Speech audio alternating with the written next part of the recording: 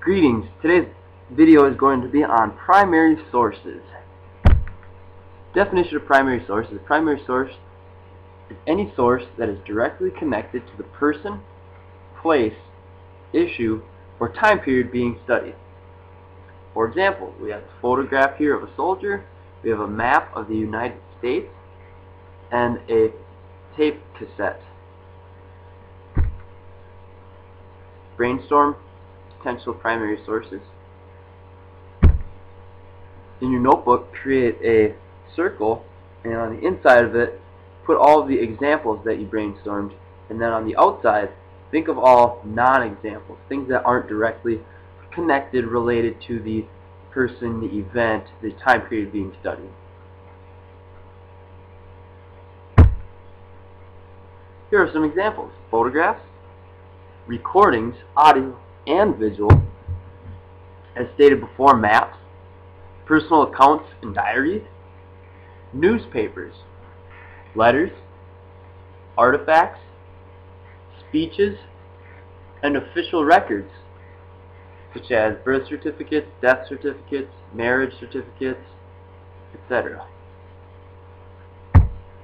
Advantages and disadvantages. In your notebook, create this little T-chart here with advantages on the left and disadvantages on the right. One of the main advantages of these primary sources is that it's closest to the event. This is going to be the direct source that's closest to the event, that's most likely going to say what happened.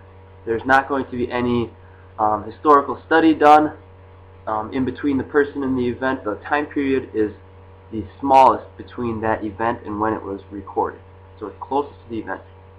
Well, disadvantages is that it's potentially biased. Okay, the recorder can have some motives. For example, a newspaper is a primary source. However, when the newspaper writer, or when the journalist, the editor, the head of the newspaper, when they are editing this, redoing the newspaper article, they're definitely going to have some motives.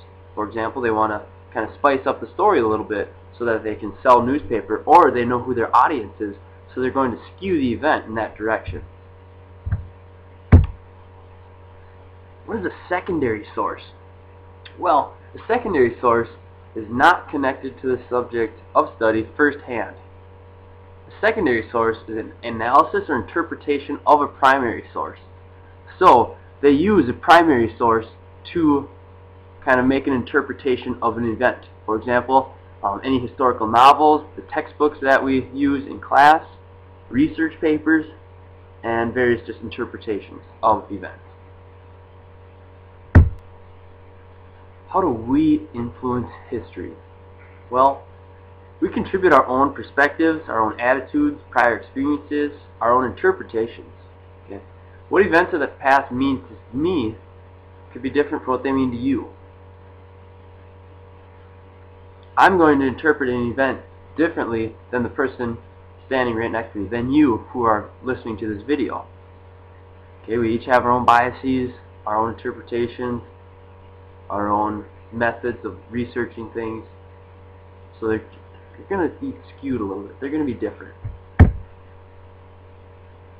Again, primary sources. When you're reading primary sources, you have to keep in mind, okay, what do you know about the author? What are they writing about? What's the purpose of this source? And who is the intended audience?